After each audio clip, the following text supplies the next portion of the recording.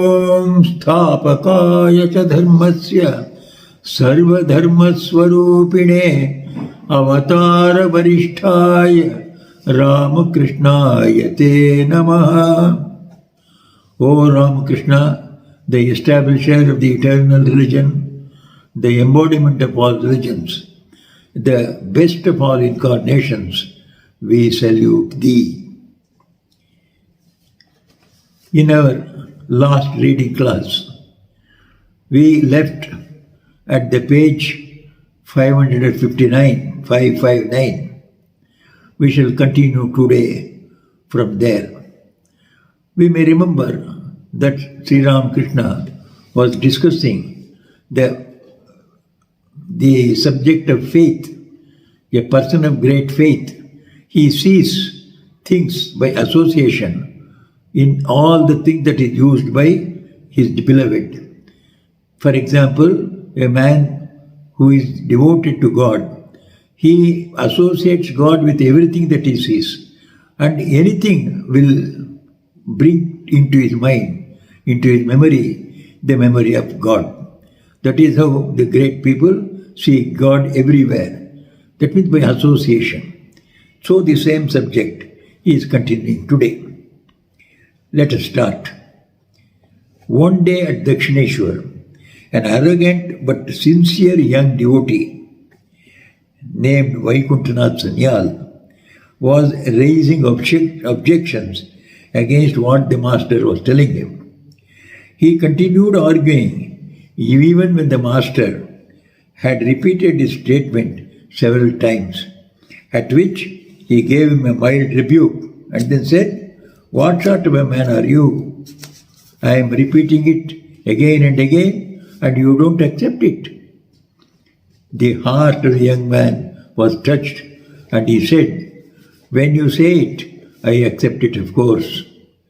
It was for the sake of argument that I spoke like this." On hearing it, the master smilingly said, with an expression of delight in his face, "Do you know what devotion to the spiritual teacher is like? One is certain to perceive immediately whatever the spiritual teacher mentions." So much is the faith.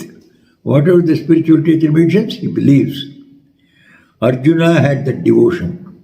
One day while driving with Arjuna in a chariot, Sri Krishna looked at the sky and then said, "See, friend, how beautiful is the flock of pigeons flying there."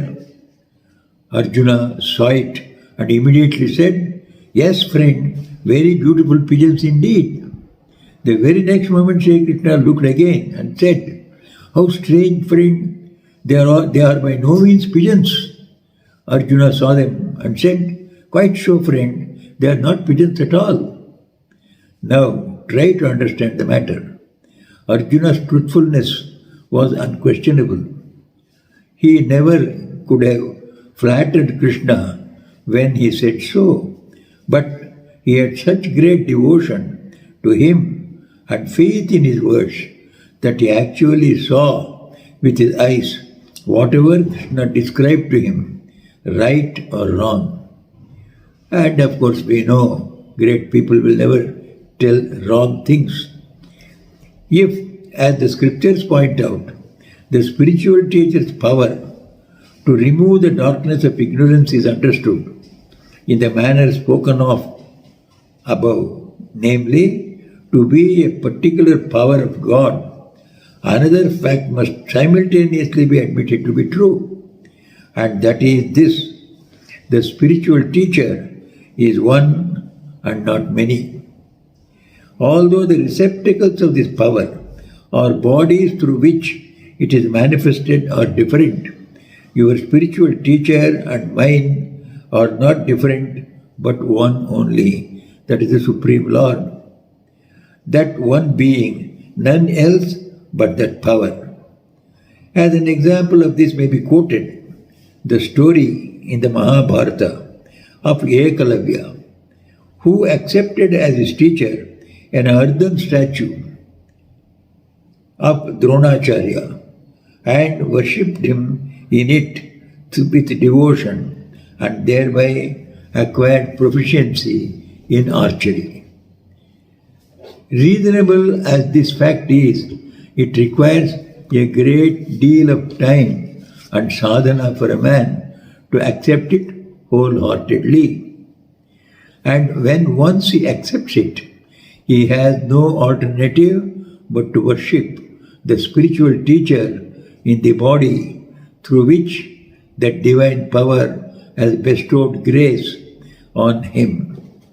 The Master used to tell us as an instance of this what Hanuman, a bright example of steadfast devotion, said.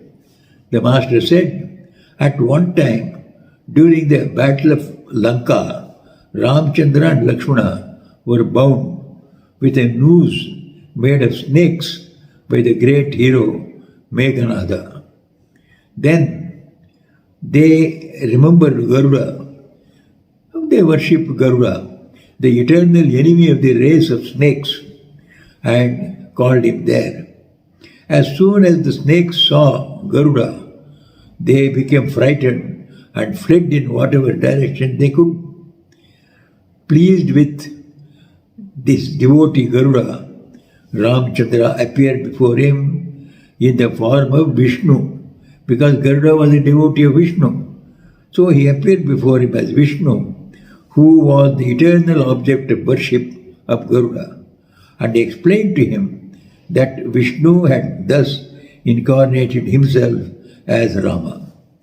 But Hanuman did not like to see Ramchandra assume the form of Vishnu, and the only thought he had in his mind was how soon he would reassume the form of Rama. Ramchandra did not take long to know that sentiment of Hanuman. Immediately after bidding goodbye to Garuda, he reassumed the form of Rama and asked Hanuman, "Why were you restless, my child, to see me in the form of Vishnu?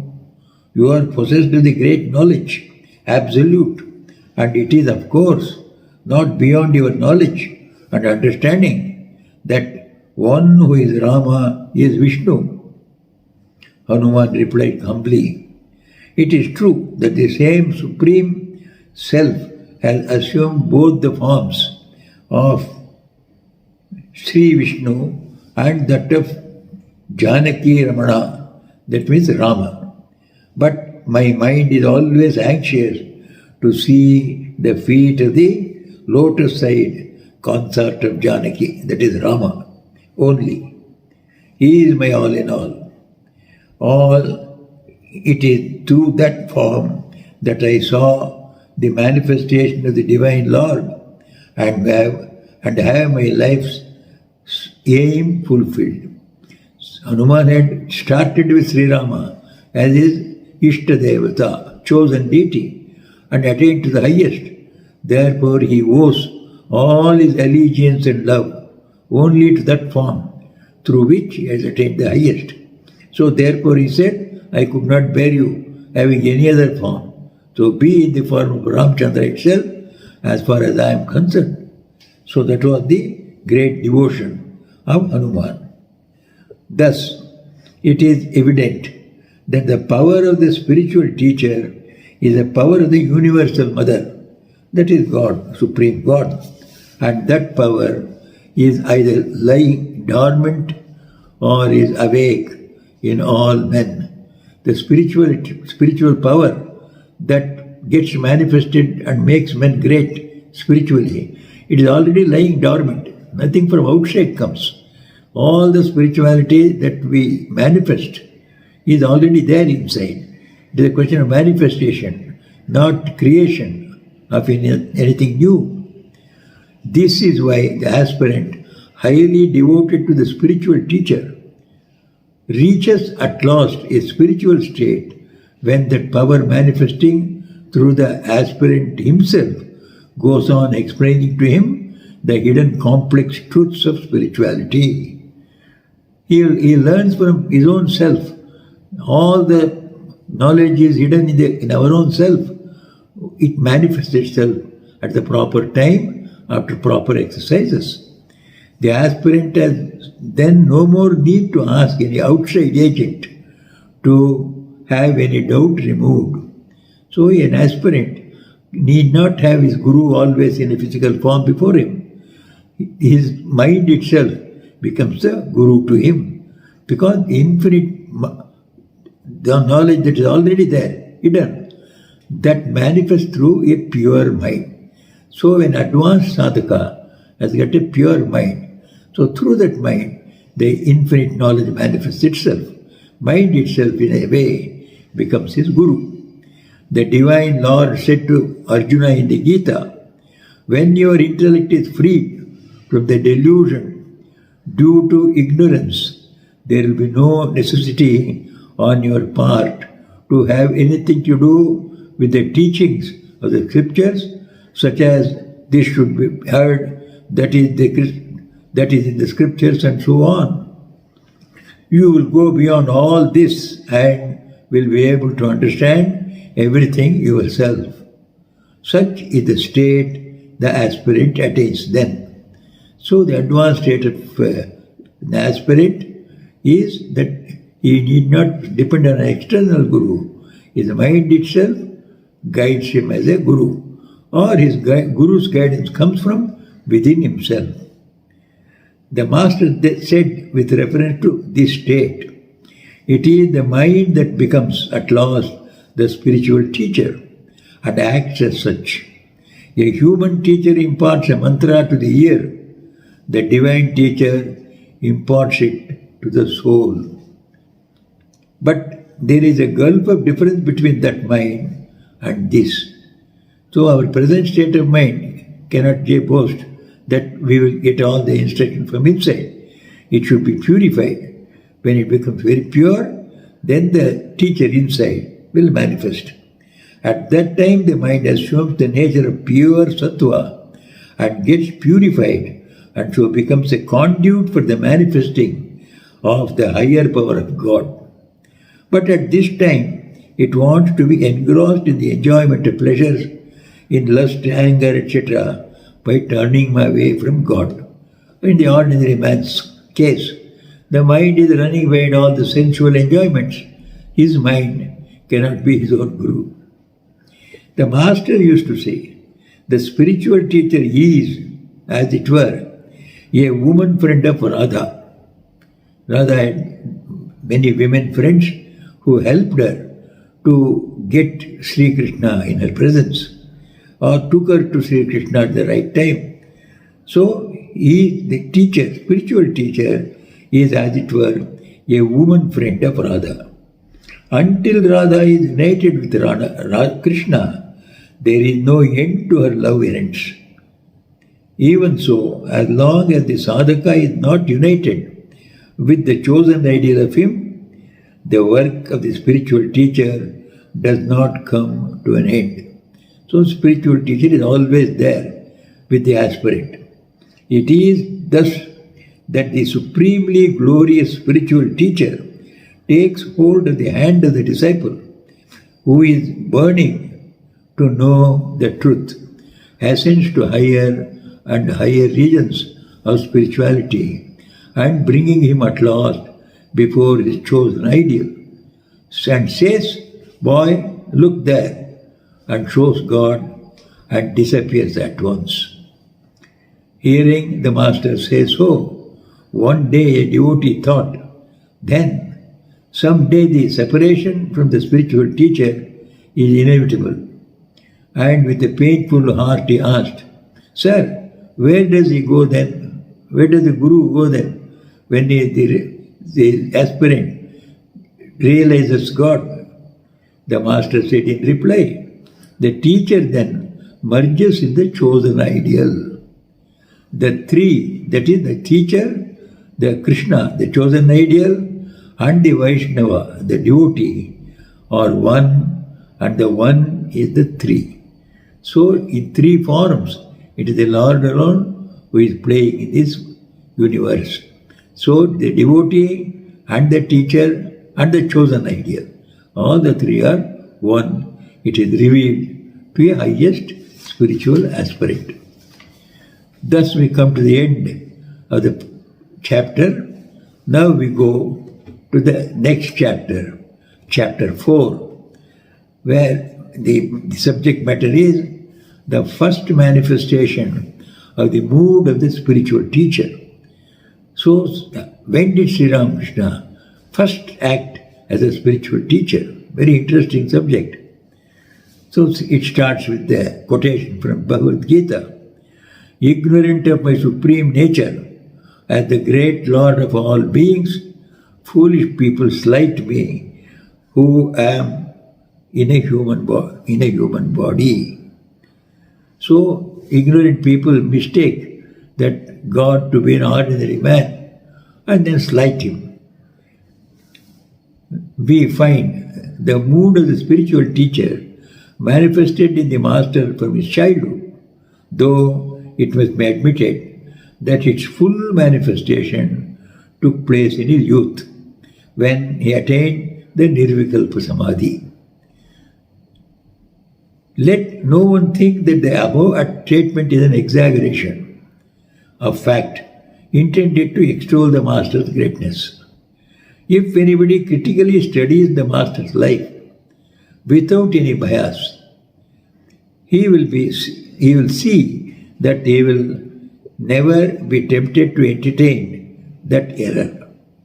Let anybody study as much as it lies in his power the events of this extraordinary life of Sri Ramakrishna, and he will at the end find that it is his power of judgment itself that gets baffled, bewildered and benumbed.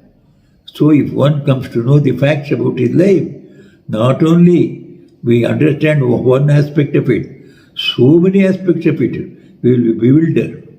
That's what the author says. Our own minds were not a little suspicious. Many of us doubted, tested, and examined the master more critically than it will perhaps even occur to many in the present age. It is difficult to enumerate the occasions when most of us, doubting the master, went to test him and got defeated and hung our heads in shame. We have given the reader a little indication of this already in the second chapter, and much will have to be given later. The reader then will be in a position to judge for himself. The master always used to quote in connection with the lives of the eternally free Ishwar Kotis, Ishwar, the past masters of spiritual life, the saying, fruits first, flowers next, as is the case with the creepers called gourds. These gourd creepers, first the fruit will come, later the flowers come. The meaning of the saying is that whatever practice they are seen to undertake, that is, these past masters, Ishwar Kotis. So this Ishwar Koti, special adepts in spiritual life, they are born with that knowledge. They don't have to acquire it through the practices, spiritual practices. So they are seen to undertake for achieving perfection in matters spiritual is for the purpose of showing people that they will have to undertake similar practices in order to achieve similar results. Then why do they practice spiritual practices? To show to the others that this is the path leading to the spiritual perfection which we have already got.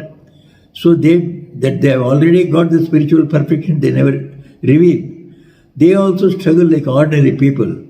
And the practices that they undertake is only to show to others. For themselves, they know that they know it already. But now, to show to the others the steps by which they went and reached, they are enacting the same thing again. So that's what the author is driving at. From a critical study of the lives of these persons, that is, these past masters of spiritual life, Ishwar Kotis, one fact stands out. It is that from their childhood they behave in every matter in a way which is possible only for those who are already in full possession of the knowledge for the acquisition of which they seem to work so hard. When you study the lives of them, it becomes evident that they know already what they are going to achieve. So, but it has to be understood by a very subtle mind. Yeah, not everybody can read their life and understand this fact.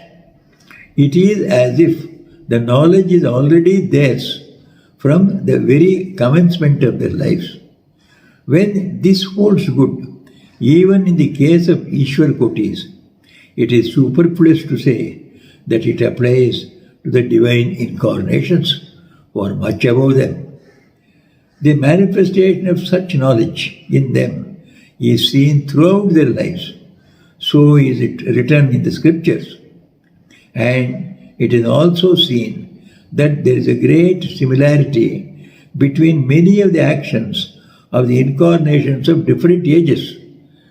Several incarnations come in different ages, but they act in a similar way, though they are in different ages, but their actions are very similar to one another.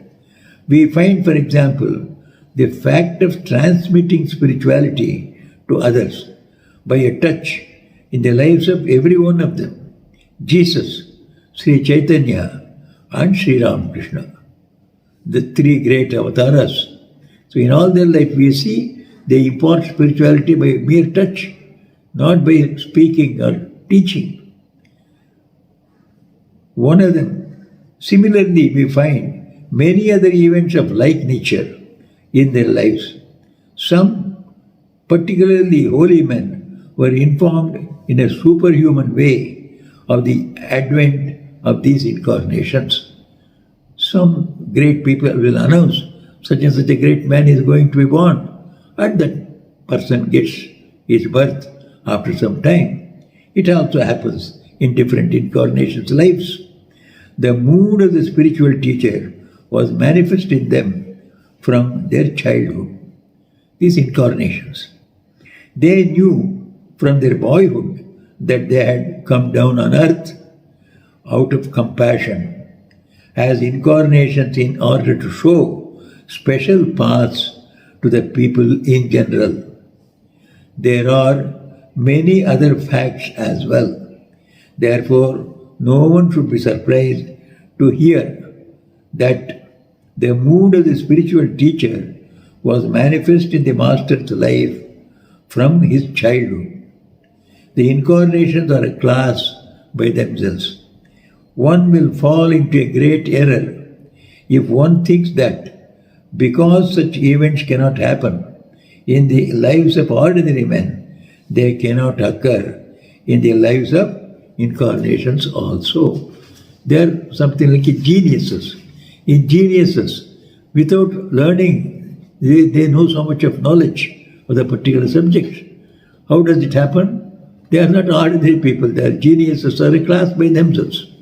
Like that, these are all geniuses in the spiritual world, these incarnations of God.